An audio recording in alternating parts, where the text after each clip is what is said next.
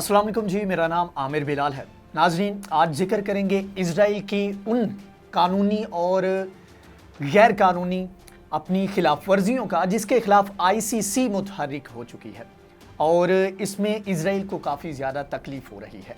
इससे पहले आईसीसी की जानिब से इंटरनेशनल कोर्ट क्रिमिनल कोर्ट की जानिब से जो एक फ़ैसला दिया गया जिसमें उसने कहा कि वो वार क्राइम्स जो हैं, जंगी जराइम जो इजराइल की जानिब से फ़लस्तीन में किए जा रहे हैं उनकी तहकीकात करेगा, उनको इन्वेस्टिगेट करेगा। तो इसके ऊपर इजराइल को बहुत ज़्यादा तकलीफ हुई थी।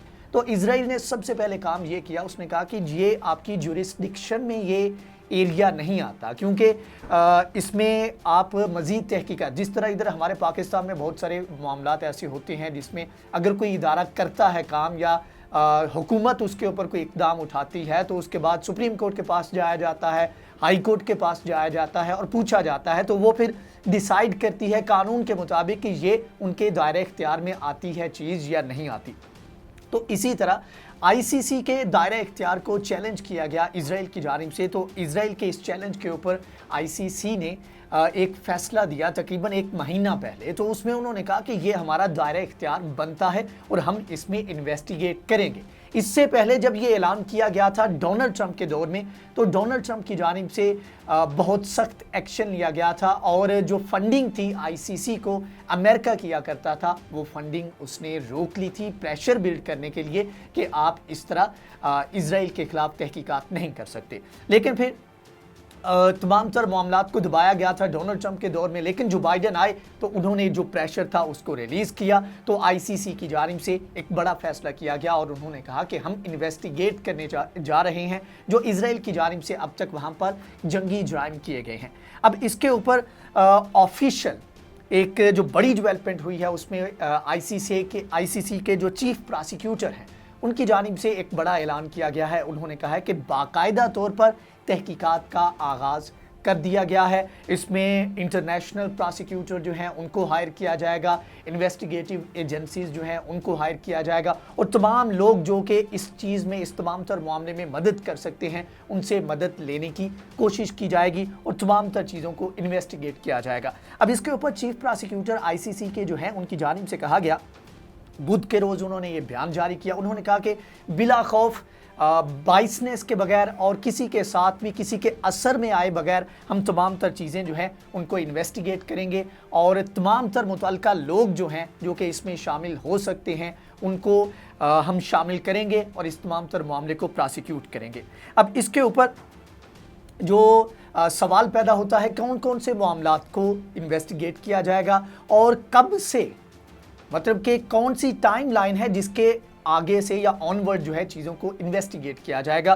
तो इसमें क्योंकि 1967 के बाद से बहुत सारे ऐसे मामलात हुए 2014 में जो वहाँ पर रेजिस्टेंट फाइटर थे उनके खिलाफ बहुत बड़ा एक क्रैकडाउन किया गया और कत्लेआम किया गया इजराइल की जानिब से। इसी तरह 1967 की जो जंग थी जो लड़ी गई थी इजिप्ट, जॉर्डन और शाम ने जंग लड़ी थी इजराइल से। उस वक्त जॉर्डन का बहुत सारा इलाका जो है या ऐसे कह लें कि ईस्ट यरूशलेम का जो इलाका था वो जॉर्डन के पास था। अब वो इलाका जो है उसके ऊपर कब्जा कर लिया इस जंग के बाद इजराइल ने। तो इन तमाम तर क्राइटेरिया में एक तो ये वाली चीज़ और उसके बाद 2014 में हुआ ये था कि जून 13 2014 में जो गज़ा स्ट्रिप थी उसके ऊपर इजराइल की जानिब से बहुत बड़ा अटैक किया गया था और कत्लेआम किया गया था। तो इसको भी इन्वेस्टिगेट किया जाएगा।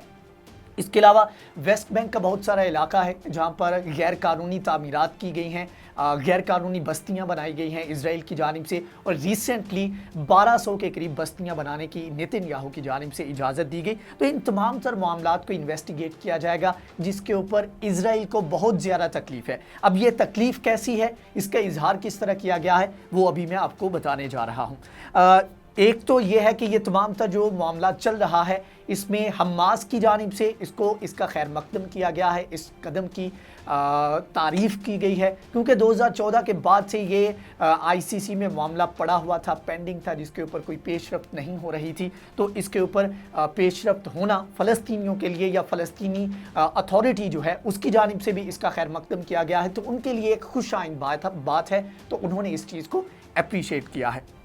अब इजराइल का इसके ऊपर बहुत सख्त रद्द अमल आया है। नेतन्याहू की जानिब से कहा गया है, स्पेसिफिक वर्ड यूज़ किए गए, उन्होंने कहा जी our nation is under attack, मतलब कि यहूदी रियासत जो है वो अंडर अटैक है। और इस चीज़ को उन्होंने कहा कि ये हमारे ऊपर बहुत बड़ा हमला है। साथ में उन्होंने कहा कि हमारे जो सिविलियन हैं, हमारे जो फौजी हैं, हम उनको प्रोटेक्ट करेंगे। और प्रोटेक्ट करने के लिए जो इक़दाम किए गए वो ये है कि ICC के जो ऑफिशियल हैं उनकी इजराइल में दाखिले पर पाबंदी आयद कर दी गई है। ICC को फैसिलिटेट करने के लिए जिन जिन कंपनीज़ को हायर किया जाएगा उनके ऊपर भी पाबंदी आयद कर दी गई है। तमाम तर जो जजेस हैं, जो ज्यूरी के अफराद हैं जो इसके अंदर शामिल हैं, उनके ऊपर भी पाबंदी आयद कर दी गई है ताकि इन इलाकों में आकर कोई भी इंटरनेशनल बॉडी या इंटरनेशनल बॉडी का रिप्रेजेंटेटिव यहाँ पर आकर इन्वेस्टिगेट ना कर सके।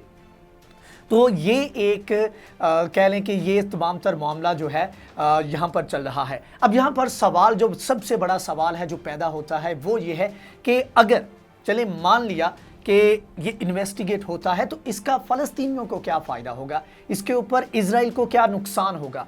तो उसका सिंपल सा जवाब ये है कि इजराइल का जो एक फ्री हैंड उसको मिला हुआ था, डोनाल्ड ट्रंप ने या अमेरिका ने फ्री हैंड एक दिया हुआ था, वो एक फ्री हैंड ख़त्म हो जाएगा। और बहुत बड़े लेवल के ऊपर जब उसका दिल करता है वो शाम के ऊपर हमला कर देता है, जब दिल करता है लेबनान की एयर स्पेस जो है उसको वायलेट करता है, जब उसका दिल करता है जॉर्डन की एयर स्पेस को वायलेट करता है, तो एटलीस्ट ये चीज़ें बंद हो जाएंगी, एक प्रेशर जो है वो इसके ऊपर बिल्ड होगा।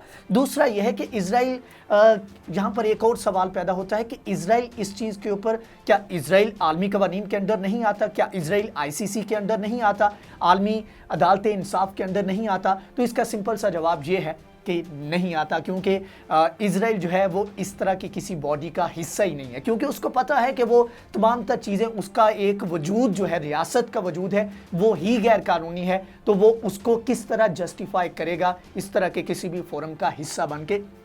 तो वो इस तमाम तर मामलात में वो किसी भी फोरम का हिस्सा नहीं है। इसी तरह जब एटम बम बनाने की बात आती है तो जिस तरह ईरान के ऊपर बहुत ज़्यादा प्रेशर होता है, तो इजराइल जो है वो किसी भी बॉडी का हिस्सा नहीं है। तो इजराइल की किसी भी जो प्रोग्रेस है, कुछ भी वो अपने डोमेन में रह के कर रहा है, तो उसको इन्वेस्टिगेट आलमी इदारे जो है वो नहीं कर पाते।